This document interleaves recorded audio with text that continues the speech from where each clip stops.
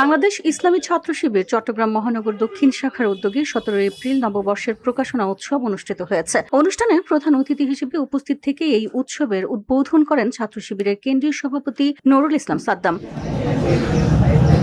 উদ্বোধনী বক্তব্যে কেন্দ্রীয় সভাপতি বলেন, শিক্ষার্থীদের মেধা বিকাশ ও নৈতিক চরিত্র গঠনে সুস্থ সংস্কৃতির চর্চা অপরিহার্য। ছাত্র শিবিরের এই প্রকাশনাগুলো তরুণ প্রজন্মকে আদর্শ নাগরিক হিসেবে গড়ে তুলতে সহায়ক হবে। জ্ঞান বিজ্ঞানের বিকাশ সাধনের জন্য বর্তমান তথ্য প্রযুক্তির উৎকর্ষতার যুগে কি ধরনের জ্ঞান প্রয়োজন সেগুলোকে বিশ্লেষণ করে শিক্ষার্থীদের সামনে নতুন নতুন প্রকাশনাগুলো। অনুষ্ঠানে বিশেষ অতিথি হিসেবে উপস্থিত ছিলেন ডাকসুর ভিপি সাদিক কায়েম। তিনি শিক্ষার্থীদের গঠনমূলক পাঠ্যাভ্যাস গড়ে তোলার আহ্বান জানান। মহানগর দক্ষিণ শাখার সভাপতি এর সভাপতিত্বে আয়োজিত এই উৎসবে সংগঠনের বিভিন্ন পর্যায়ের নেতাকর্মী ও সাধারণ শিক্ষার্থীরা উপস্থিত ছিলেন। উৎসবে নববর্ষ উপলক্ষে প্রকাশিত আকর্ষণীয় ডায়েরি, ক্যালেন্ডার ও জ্ঞানমূলক বই প্রদর্শিত হয়। আর ইসলামী ছাত্র শিবির প্রতিষ্ঠার পর থেকে ভিওডি বাংলা নিউজ ডেস্ক। বিশেষ করে ছাত্র সমাজের জন্য সৃজনশীল এই ধরনের প্রকাশনা বের করে আসছে।